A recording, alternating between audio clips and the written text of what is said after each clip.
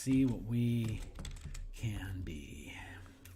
Hey, okay, so we're going to spend some holiday time here doing some character commission art for Haschi. Happy birthday, Haschi!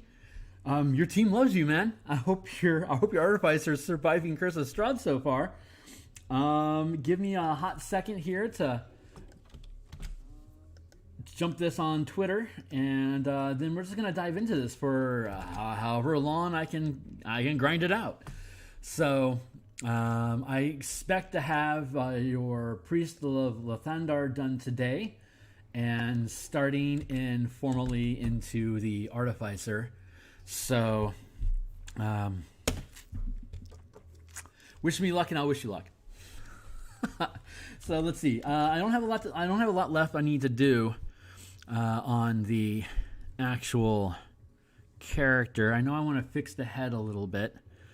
And here's the beep. A lighting effect down there. And a lighting effect there. There. I think what I'm going to do is do this. Put it there. Put it there. These are the colors that we're working with right now. Let's take a look at my references. See what we can see. Yeah, that feels about right.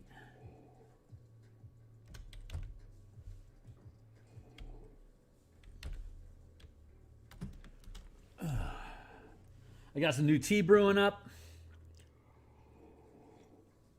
I've got some Sprite. I might get interrupted by a few phone calls and some bio breaks along the way.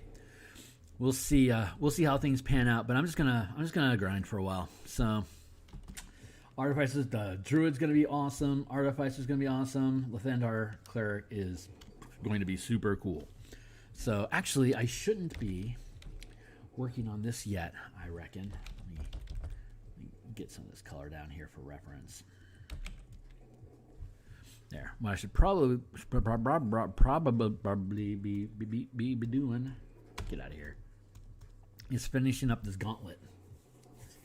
That's the roughest piece that I have left. So let's clean up that gauntlet. The forces of good.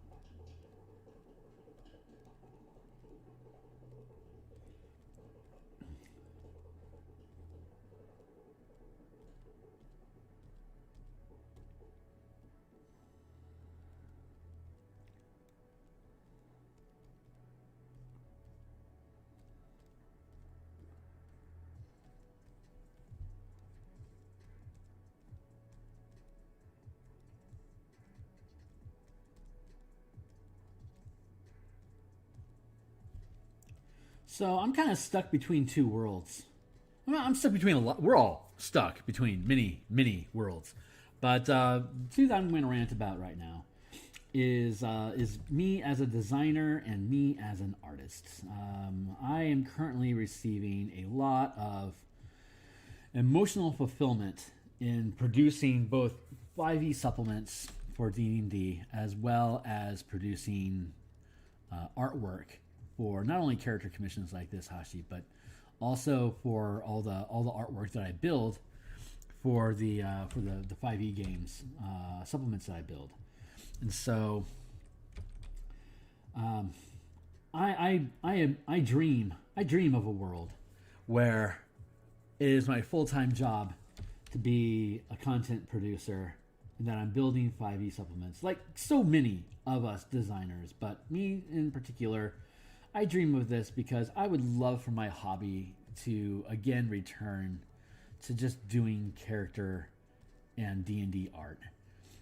I am always pressed for time to punch out as much interior artwork for D&D products as I can, because honestly, I think one of the big appeals of my books in general is the unique artwork. And I could use the same crappy stock art that everyone else gets to use on the DM's Guild, and I could, comb the Smithsonian for hours looking for a piece that's close enough to what I want to put in my book that it'll get the job done. But there's no joke, or there's no illusion that being able to, as a designer, being able to create my own art so that I can literally depict what I'm trying to talk about on the same page as whatever it is that I'm talking about. That is huge allure. I recognize and am blessed to know that is a severe advantage in just being unique and standing out. Whether or not what it is that I'm talking about is worth a damn or not is up for debate, and I will accept that. But in the minimum, I can at least what I have to say has a unique way of being able to say it, and I love that. But there is an ongoing battle about how fast do I need to produce this art to be able to produce the results that I need so I can get the damn book out the door. And I know that means that I don't have, for the most part, the time to produce the level of art and the quality of art that I'm capable of doing in comparison to, say, the time that your friends have invested in me doing this for you and your characters. I would love to do this all the time. If I constantly had an opportunity in a project like this to roll that wasn't competing with game design space, boy, I'd be here. I would always be doing this. I would have my day job as a designer, building stuff, and then relax into some vanity work or private commission pieces that would just be fun to do. And I dream of retiring from my day job so that the government can finally start taking care of me, at least at a nominal level, and that I could use my artistic abilities to add that supplement. But that is, like a UBI. I'd happy to be one of those corporate dropouts that takes what the government gives them as a minimum to keep my lights going and keep my internet on, and to spend all that free time during the day building awesome books about stuff that I think need to be built, and then to spend my evenings doing character art for people that are asking for it. What a fun life. And to be able to take off and not do it when I choose. How exciting. Anyway, that's my rant. I like thinking about that future. It'll be here someday, I'm sure, in some way or another. I'll eventually figure out how to design books that are more than just interesting to me, and my art will continue to improve to the point where I can afford to crack out something super sweet, and it won't take me 50 hours to do it. So I'll get to a point of production probably right before I die, where I will feel truly content with what I am capable of producing. But that's kind of the struggle of an artist, that we are always pushing ourselves to do more, be better, achieve further.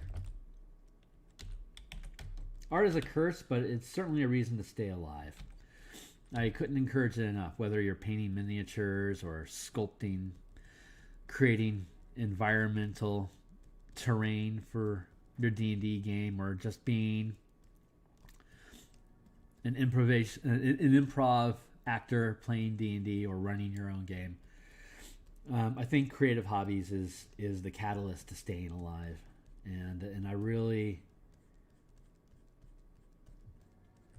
happy for people that find that opportunity to be able to be engaged with that passion to push yourself a little bit further. Just like one more day.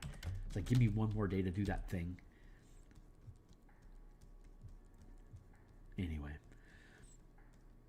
it's my day off, so I get to think about stuff that I like thinking about. And that's some of the things. The future is something I like to think about. Where I'm going to be, what I might be able to get done, the conversations I get to have as a result of it, the people I get to meet that care about the same sort of thing. Super cool times, awesome future. Kind of looking forward to it. We'll see. We'll see where reality takes me. What opportunities I have to enjoy where I land. But that's pretty basic. Because you're basic. But I'm good with that. So we're going to just let that sit like that for now. And we're just going to dive back into this space here and clean my eye of my sense of nostalgia and just get back to work. So here we are, getting back to work. I hope you're having a great day. I am on holiday right now. So by default, I am having an awesome day.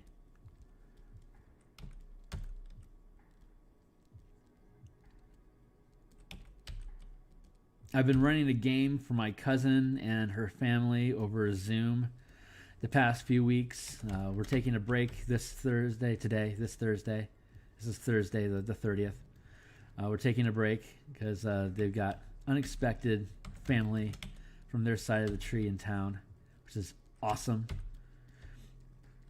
So I don't mind taking a break this week and catching up with it next week, but I am having an absolute blast. It is such a blessing and a thrill to introduce people to D&D for the first time. Like I've been playing D&D.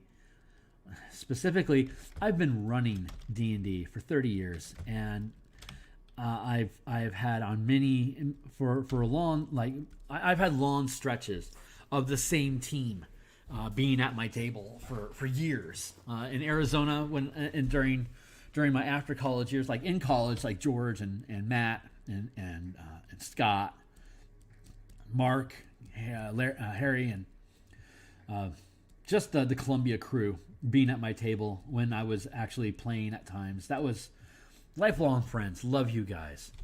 And then when I moved to Arizona with my gal, I hooked up with a whole new crew, Jared and Joe and John and the other John, Larry.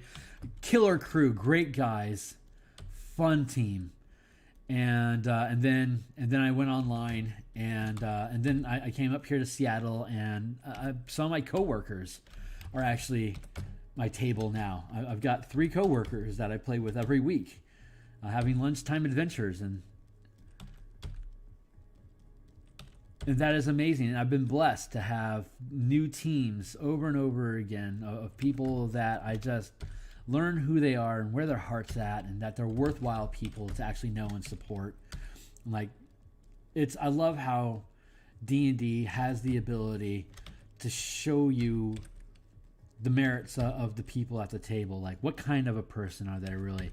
Like, are these people that are voluntarily living out the fantasy of being dependable, living out the fantasy of being someone you can count on?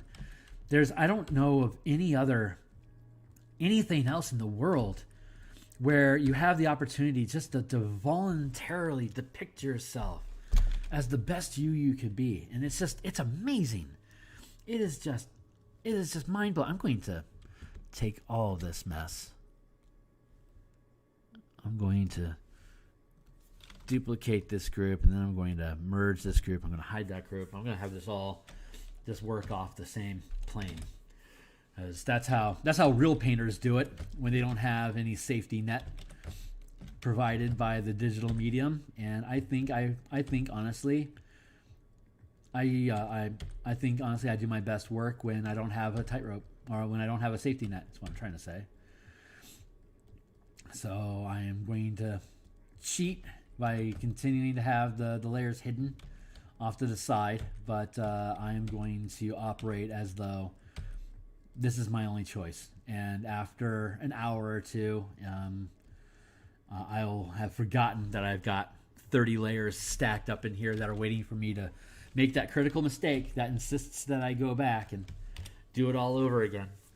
But I am playing with pouches. I love bandoliers and pouches on my heroes.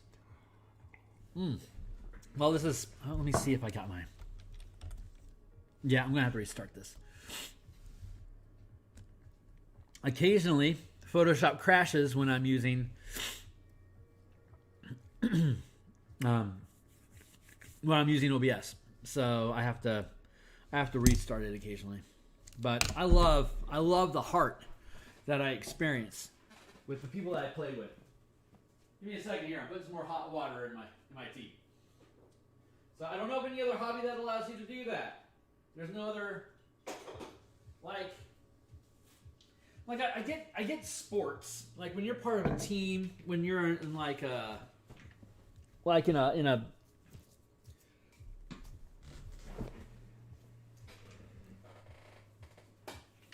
when you're playing beer and pretzel bowling, or in a league, or if you're playing, kegger football, where you're just getting drunk and throwing a ball around, you have the chance to have courage.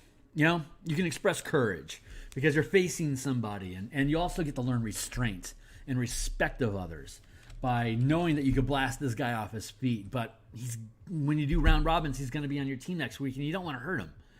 So there's honor and respect that you can build from those sort of things.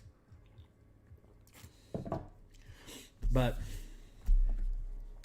D&D, role-playing games in general, I don't think there's a game out there that allows people to demonstrate how much they want to be dependable, or somebody that you can become, that you can rely on. Like, I will be there for you when there's trouble, because I am choosing in my free time, my greatest joy is to depict being someone that you can depend on.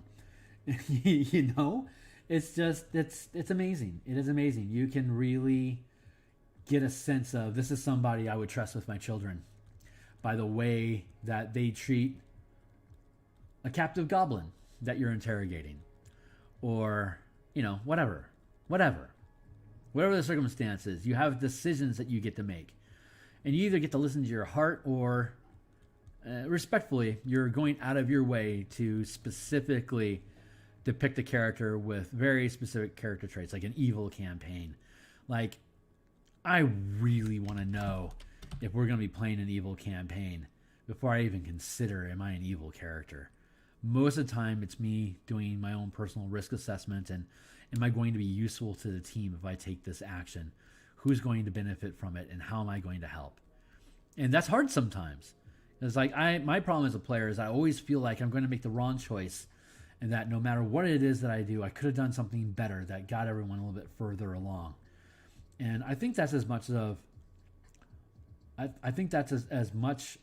a comment on my own sense of self-doubt as it could possibly be as any other type of description of characteristic, which I think is why I retreat and hide in being DM so much, because I legitimately fear making decisions that's going to make us miss out on opportunities, and I don't want to be the guy that ends up dropping the ball. I'd rather be the guy that describes the ball that is going to get dropped, and admire those that have the courage to commit to their decisions, and however the dice fall, they accept it as their fate. And that is a trait that I have sincerely admired in most of my teammates in my years of either playing or DMing. And that's, I don't know, maybe it sounds weak of me to be so afraid of failing others. I don't really think it's a quality. I think it's a risk assessment thing. I'm comfortable with that. I like knowing that it exists, and I like understanding the risk assessment decisions that I make, and how I can look at my gaming decisions on how that informs the inner conversation with myself. I don't always have the courage to be able to so easily engage face to face. But that is, again, another true blessing of the role-playing game experience. Like, how often do you have to really just dive into yourself as like, why did I pull my punch there? Or why was I willing to take this unreasonable risk when it ended up costing the team so much in their objectives? And I think sports has that opportunity, but there's also a high risk of injury when you're operating at that level of assessment. And that is something that, like, I don't want to get injured for a sport. Like, if I'm learning how to protect myself, like martial arts or something, that's different. There's a very noble goal involved there, especially when you're trusting others, literally putting your hands in their decisions about whether they're going to hurt you or not for the sake of training. It's a very different experience. And I think role playing is probably the safest environment where you can explore those high degrees of decisions, where you can afford to risk everything, and all it really costs you is rolling up a new character. But the long-term effect of learning to trust somebody as a result of the decisions that they like to make, that's amazing. Anyway, I'm ranting, as I tend to do. But I'm having a pretty good day. This has been a good day.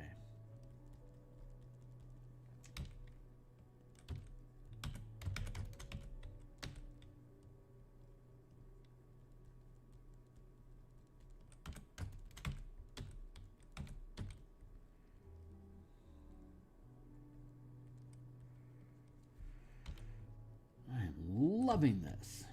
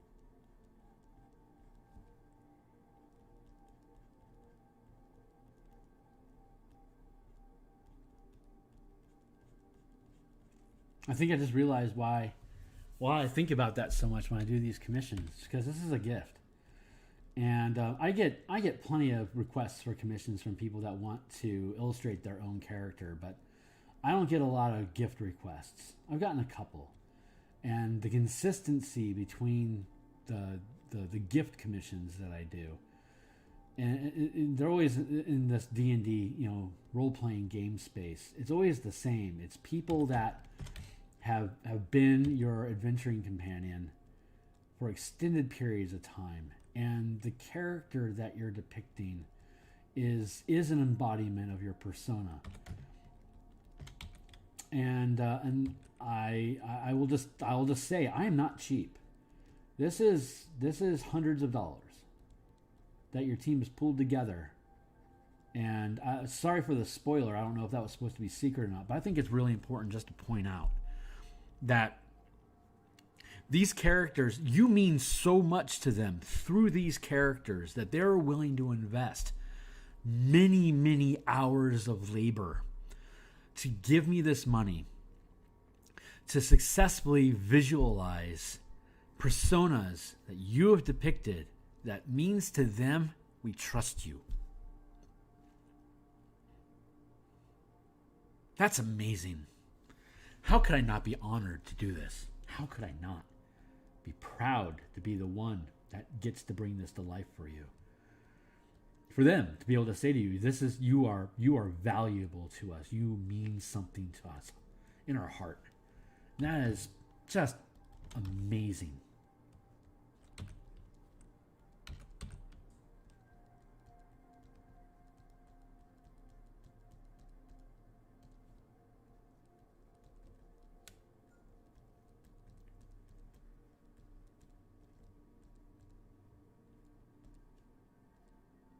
So when I'm building these characters and I'm investing hours and hours to do it, it's me saying to you that the people that have asked me to do this, they're worth it to me. They're the people that we're in the same sphere with, that I have had the opportunity to meet, that I'm doing this work for. I recognize how important you are to them. And it's time well spent. Anyway, I'm ranting again. Sorry. It's just, tis the season, But I think it's beautiful.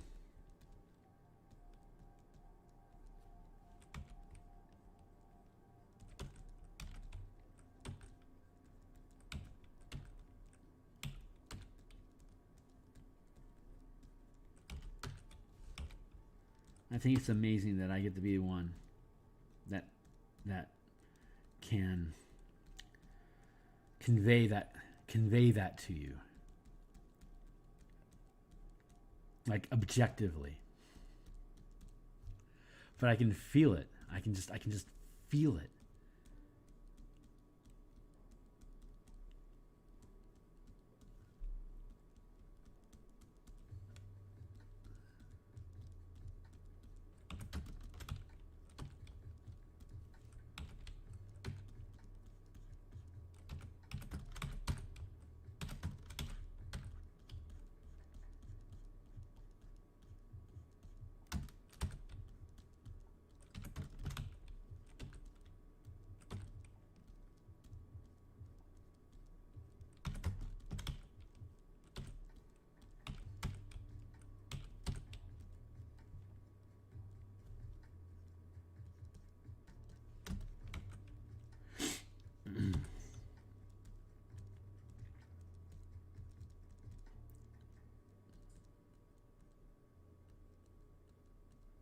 I mean, dang.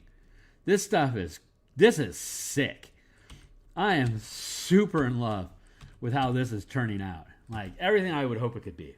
Just freaking sick.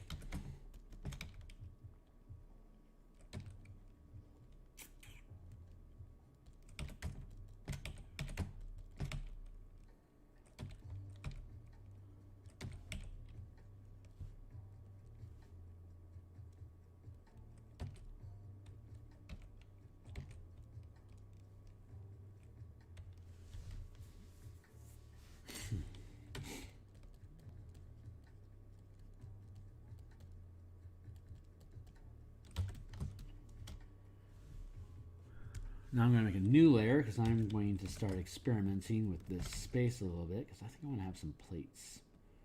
I want to have some plates here.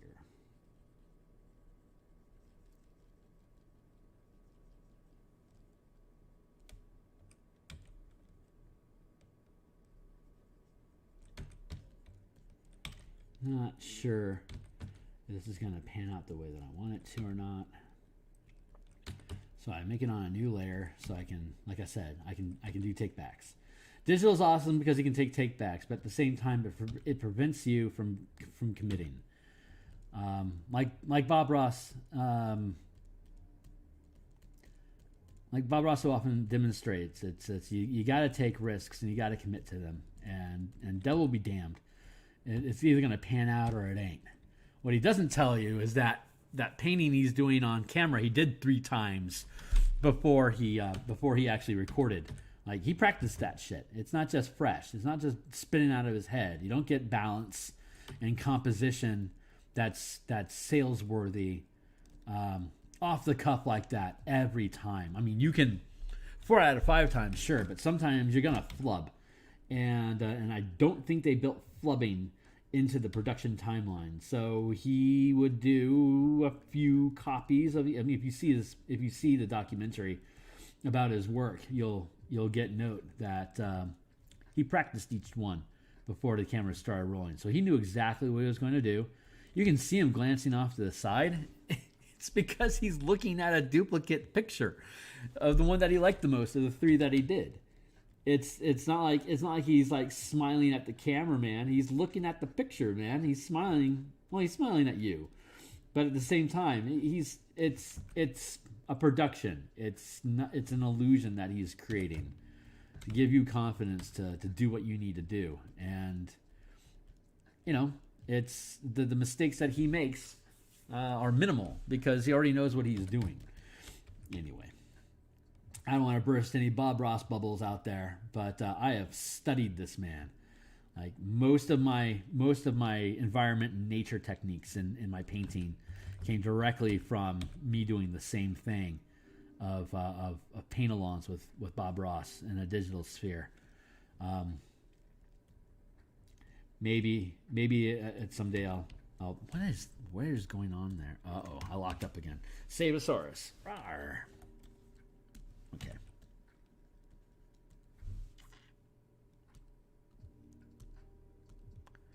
Oh, that's where that's coming from. Yeah, Goobian.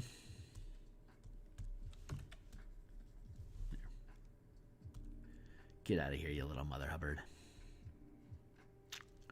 Do do do do do do.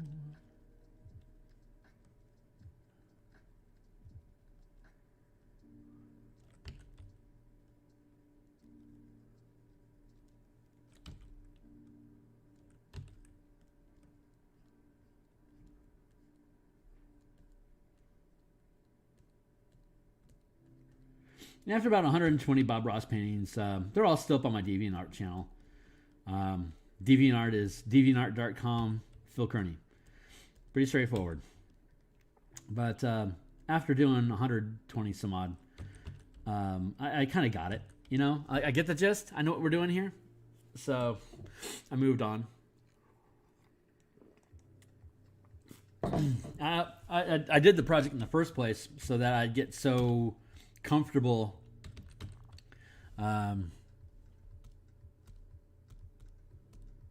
I would get so comfortable doing them that I didn't need to do them anymore, that I can move on. The funny result of that endeavor is that my environments are now way better than my characters. There's a notable difference. Like anime style, the characters are far simpler and less crafted than the environments through which they're depicted. And I have not missed that, but I have not found a suitable means of advancing my character art to the same level as my environment art. Luckily I've got another 30 plus, God willing, I've got another 30 years of doing this. Like, this is my halfway point. Like in martial arts, once you get your black belt, that's like when you're good enough to start getting good. Like, you're good enough now not to hurt anybody in the process of trying to get better at hurting people. That's a fun irony. Like, you learn to control yourself enough that the damage that you cause is no longer an accident. That is when you are a black belt in the martial arts. Like, I intend to hurt you this way. That was not an accident. It's a very dark comment, but it certainly demonstrates mastery. Like, I am now choosing. Like, if you ever watch the Dog Warriors, I don't remember the actual name of the anime, but it translated into the 7 Dog Warriors or 8 Dog Warriors or something. And one of the scenes that really struck me when I was early on in my own martial arts training was there was this kid with a katana, and there was a thug that was threatening to hurt him, and he was holding the sword, he was defending himself, and he was in a proper posture, and he said, "Please, my mastery with the sword isn't complete. I can't guarantee I won't kill you." And the bandit took that as a taunt, but the kid was serious. He's like, "I know how to defend myself. I don't know how to restrain myself, and I am dangerous because of that. And I don't want to hurt you." That is a good-hearted person. That is a good heart. And the bandit just didn't get it because he didn't have a good heart. He did not care. He just knew that this kid was threatening to kill him, and he wanted he wanted whatever this kid had, and he took it as a direct threat to the bandit's superiority, as well as the bandit's desire to profit that this kid was opposing him. I just think it's so fascinating how that was depicted. It's like God, it's so legit. So legit. Anyway. Stuff I think about. Rant.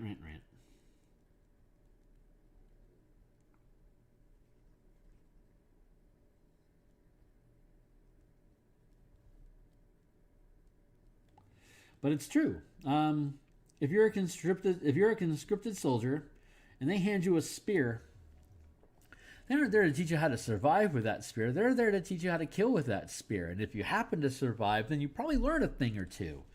And eventually you'll be able to teach other people what it is that you had to do to survive. But you are not there to survive. You are there to be a casualty and to take out as many enemies as you can in the process. Survival is an afterthought, not even a consideration to the people that put you there in the first place. We just need bodies on the field to flood it with blood.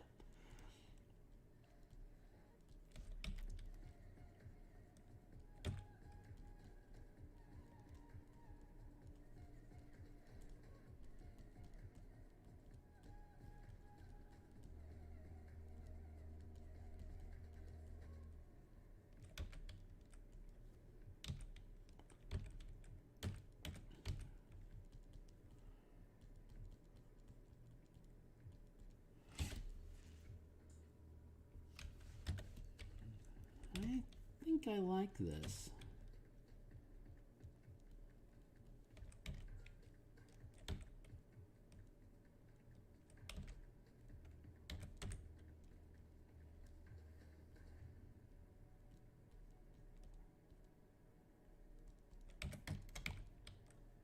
Like the writer of the Eight Dog Words, like he understood martial training. He was either trained himself or had military background, or he understood the assessment of life and death, and that was incredibly compelling to me at the time.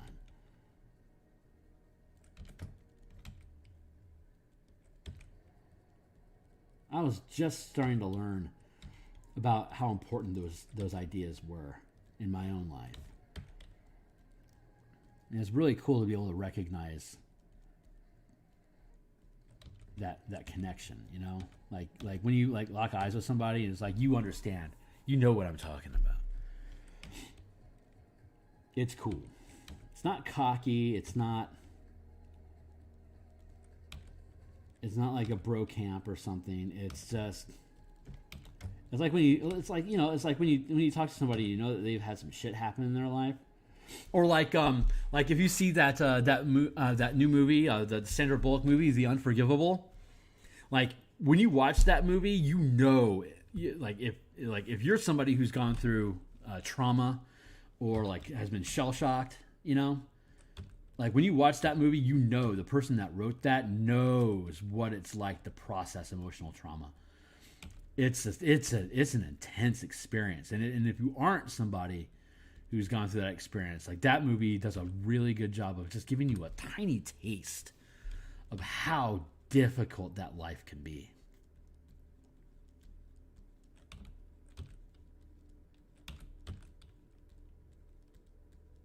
God, what a masterful film.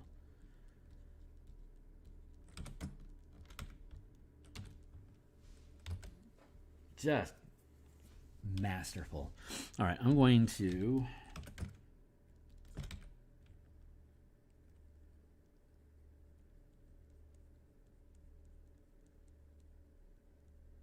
this.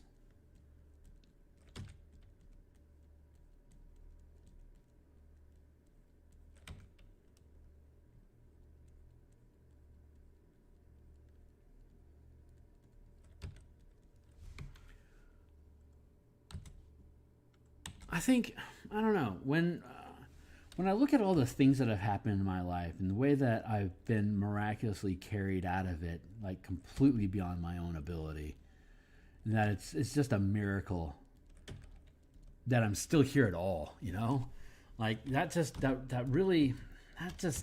things to me, and one of the things I think it says to me the most is that the greatest gift that I think I've been given in my life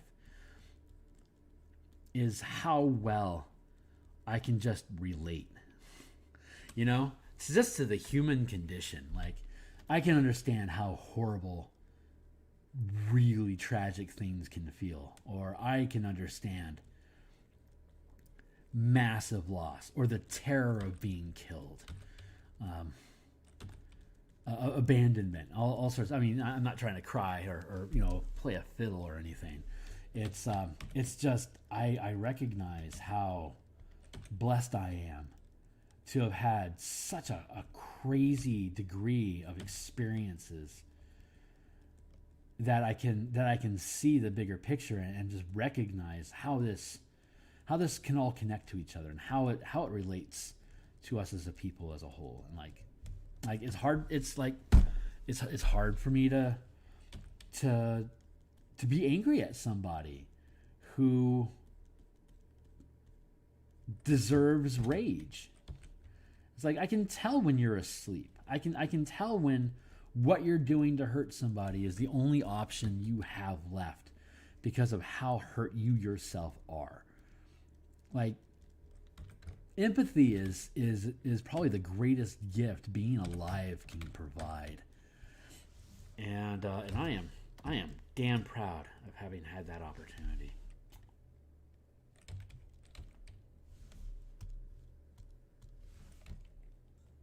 So here I am just ranting again. Sorry about that.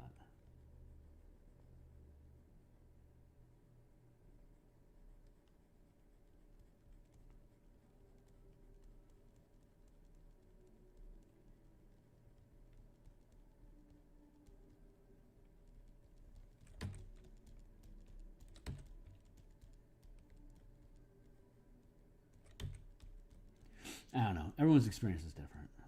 I just know that all the experiences that I'm given are driving me towards being more gentle with others, being more sympathetic, being able to just stay my hand a little bit longer, just to see why it is what plays out. It's probably going to get me killed.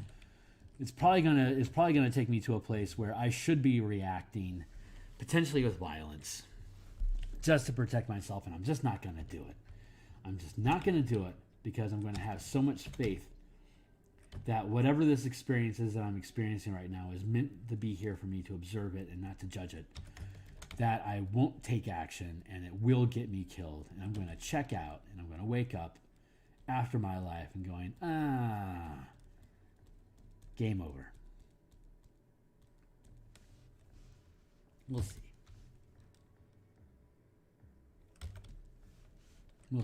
We'll see how it all turns out.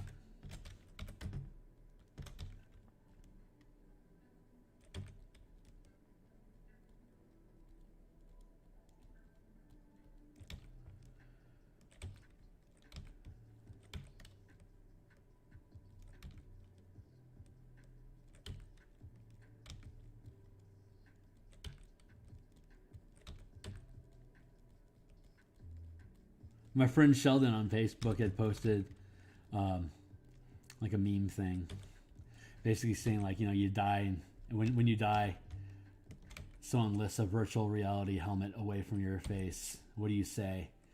And that's so funny because like Rick and Morty is one of my favorite cartoons, like one of my favorite shows, period, regardless of whether it's a cartoon or not.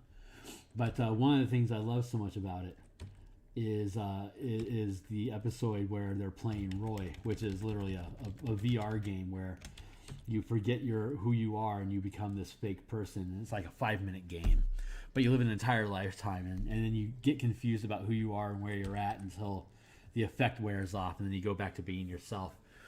And that just amuses me to no end because it just resonates with me so deeply. That's it. That's the truth right there. And it's insane to think that. I recognize that. But it still doesn't stop me from thinking that it is the truth. That this really is like Bill Hicks said, it's just a game. We're all just playing a game. And the point of the game is to learn how to be a better player with each other. Or whatever your own specific mission is. Like I've said before, I'm pretty sure that people that are artists are here to learn to become muses so that they can learn how to inspire people through their heart. So they have to feel it for themselves first before they can bestow it upon others. Like you gotta know how to lose a loved one before you can really tell someone it's going to be okay that they've lost someone they love. You know, like you got to go through that crap yourself. I don't remember what movie it was. I want to say it was like Pulp Fiction or something. Like, no, I think it was Firefly. Like, for you to be a doctor, you needed to get shot or cut or like lose a leg.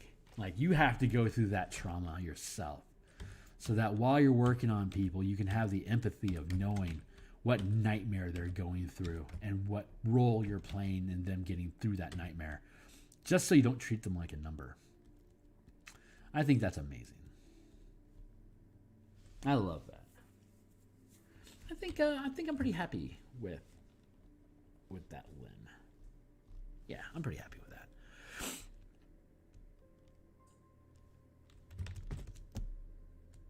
Birds down. Good enough. Back to patches. Back to bandolier. We're doing the bird.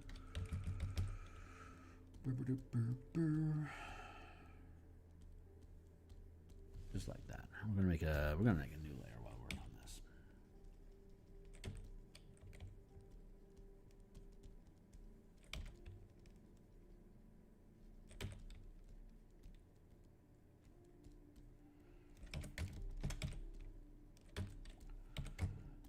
I don't know who I am to think I have the right to say anything about any of that stuff. That's just why I keep get back on stream there, Kearney. Thank you. I don't know why I have the right to say any of that stuff. It's just what comes out. Like, I'm not in charge of what I'm saying. It's the muse. She's the one that's speaking through my heart. I can feel her pulling at me sometimes inside.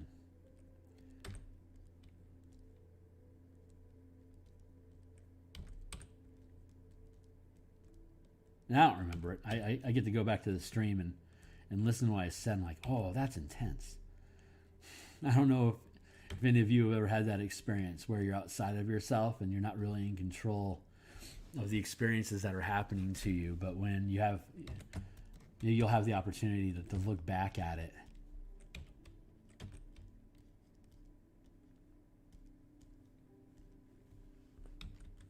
Maybe some of us will have a chance to look at that before we die.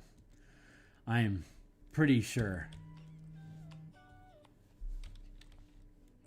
that when we die, we're going to have that opportunity to look at all that stuff. It's like, oh, that was intense.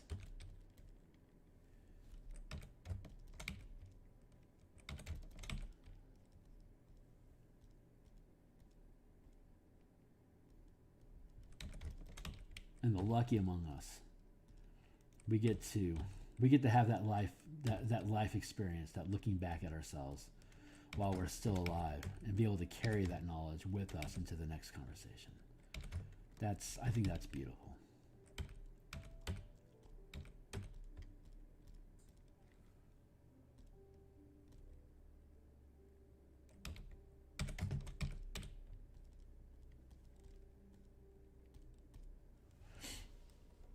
Oh yeah. Looking good in the hood, yo. Holy Hannah, that is looking good.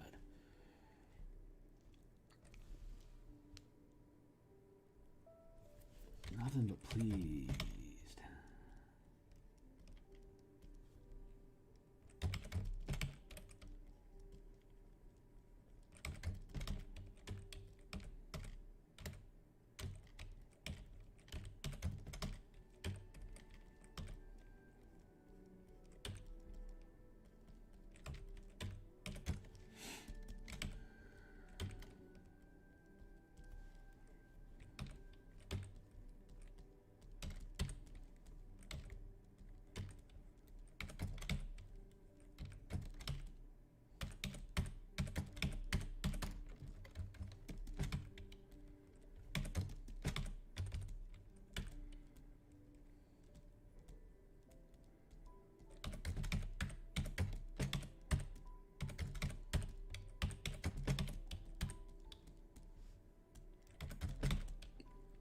Beating up them keys, huh, Rob? Beating up them keys, Mr. Ross.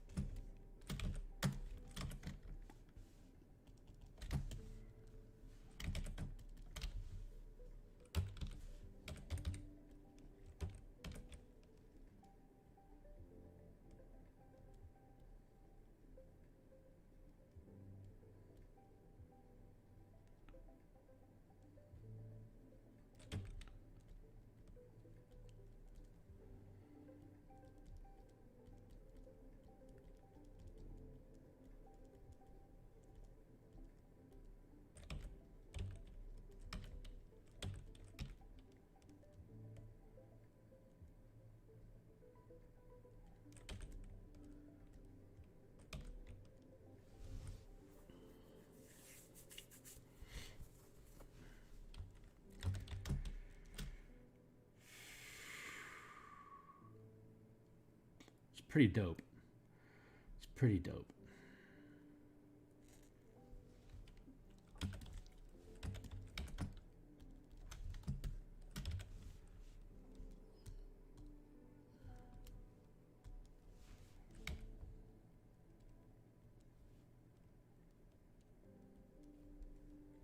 Nope, nope, nope, nope. Buttons require new layers.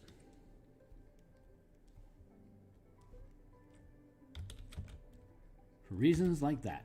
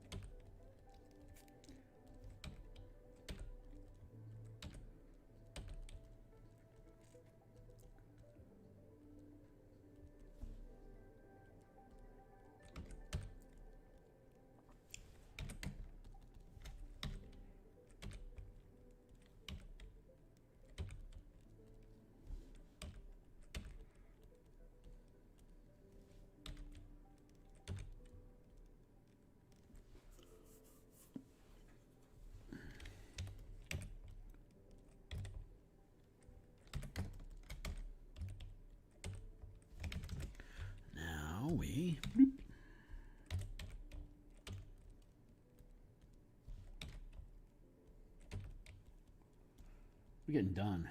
We're getting very close to done with this character. I'm going to be moving on to the artificer here, probably. I reckon like 5 minutes, maybe 20. 5 to 20 minutes. We're moving on to the artificer. There is little left I need to say about this guy right now. Now, that's not to say that I won't come back and chew on all these again if something starts poking me in the eye. Oh crap! I forgot about his hair. Yeah, I'm going to be here for a little while longer. So that feels probably pretty good. I'm going to drop those guys down a little bit. these. Yep.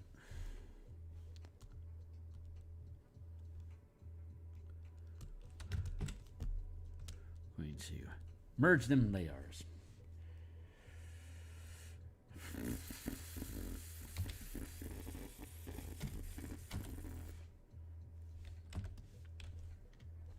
Still fretting over here. What am I fretting over?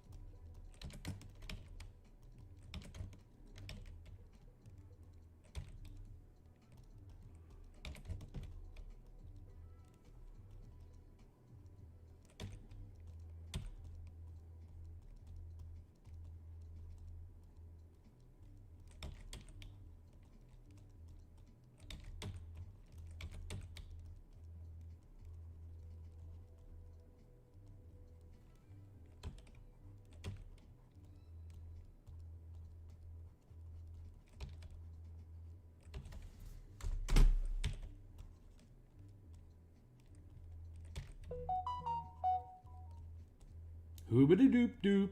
My phone be dooping dooping at me. I wonder if that's my gal.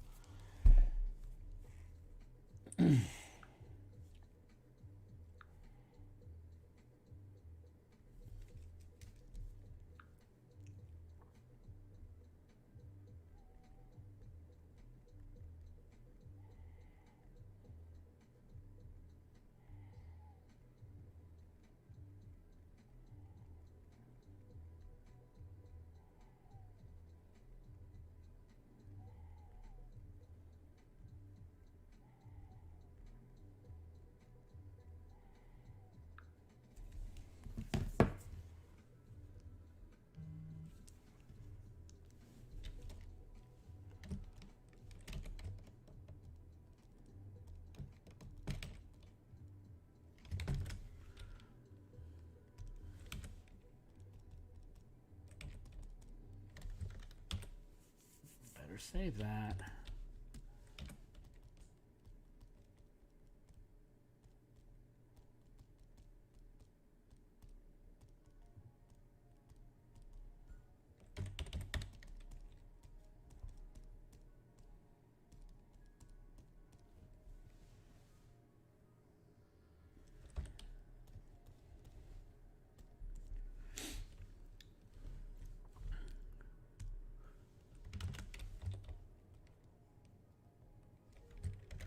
Yeah.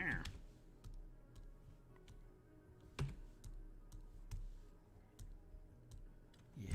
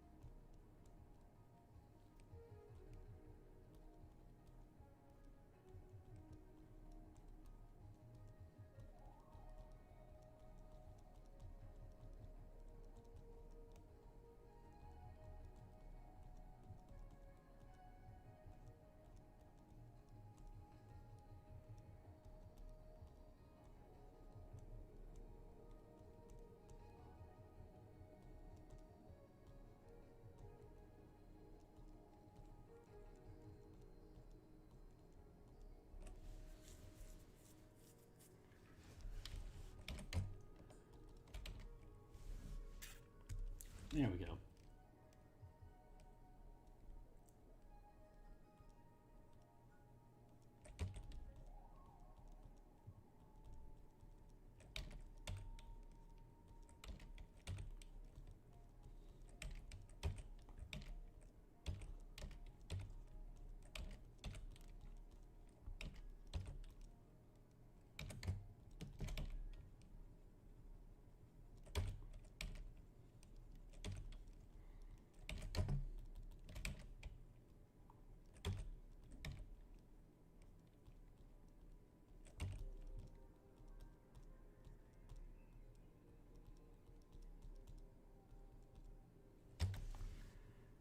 That seems pretty cool. I'm into that.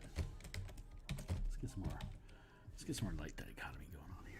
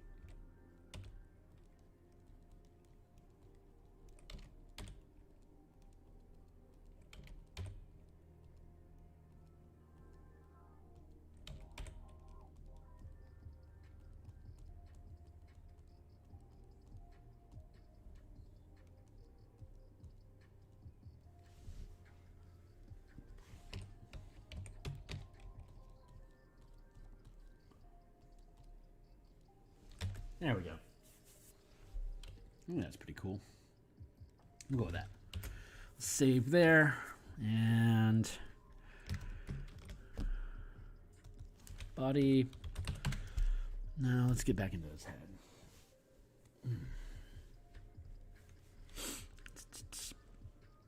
I'm going to duplicate this group. And we're going to merge that group.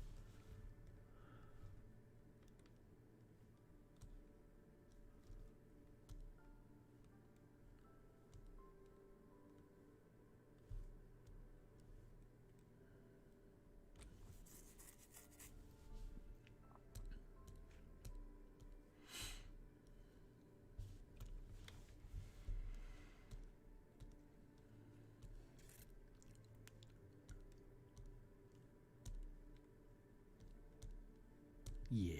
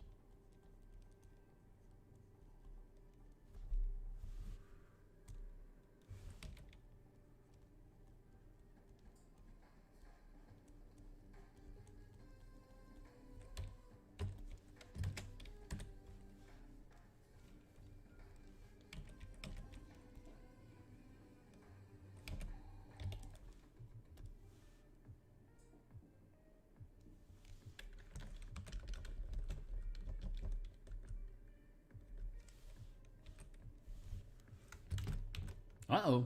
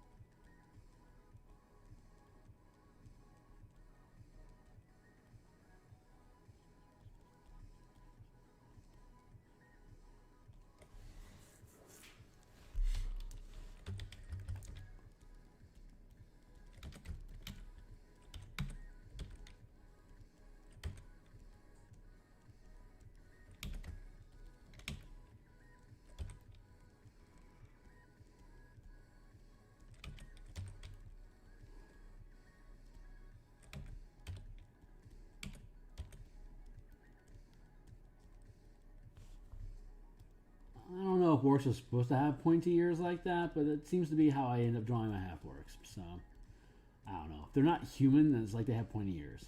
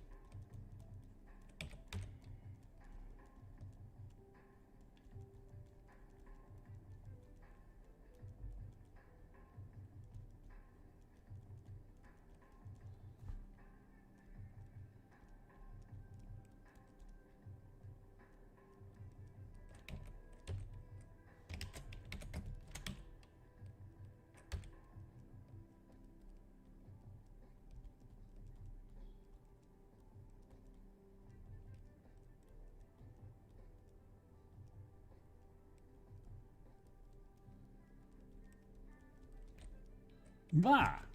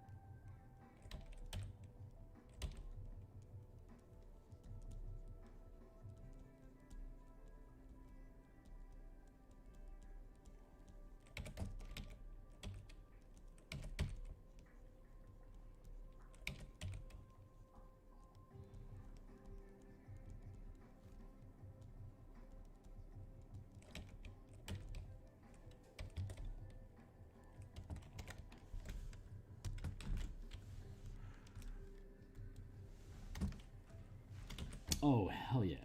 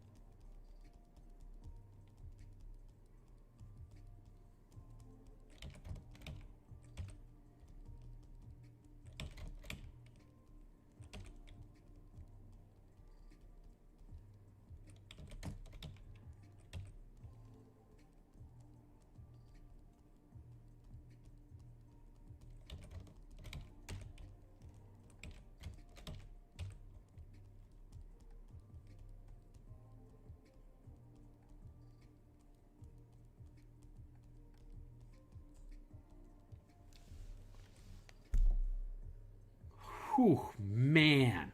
I am pretty goddamn pleased with that. I'm pretty pleased with that. Pretty pleased.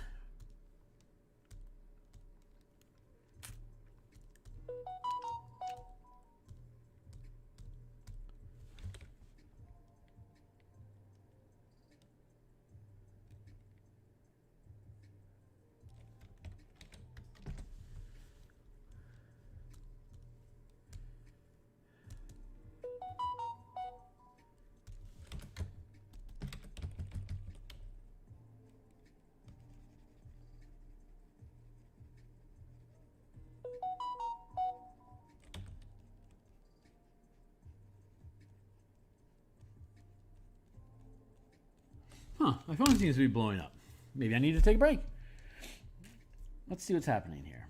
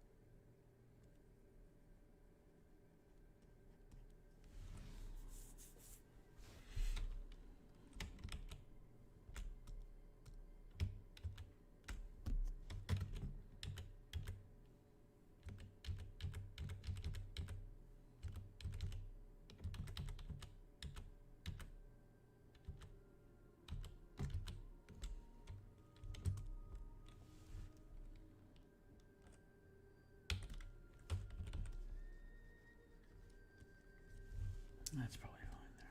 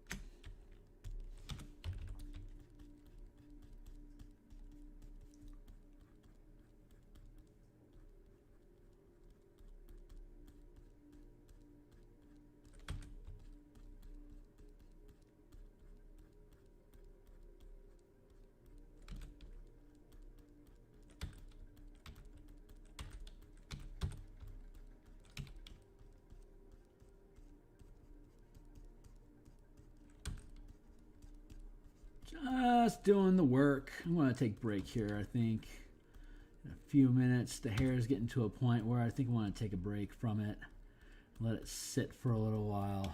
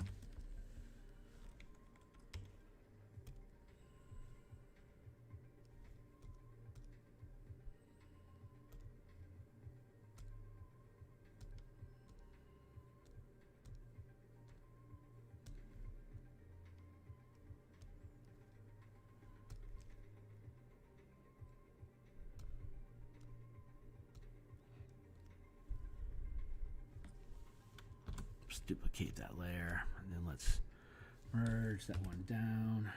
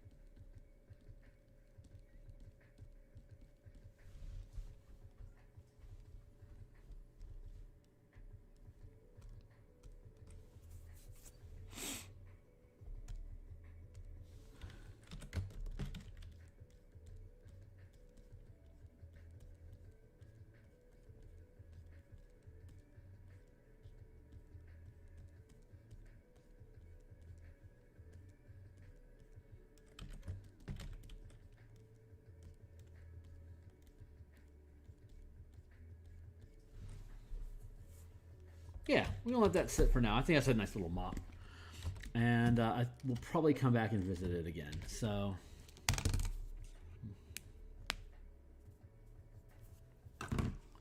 yeah, I'm gonna take a break here. I think this is a great place to take a mental break. I'm liking where he's sitting, so I'm gonna save that, and I think I am going to compress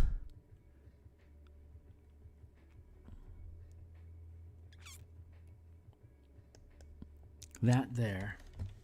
I'm going to let that sit. Then I'm going to work on the Artificer for a little bit when I come back later. So this is a good place to break. So I'll catch you guys later. Thanks a lot.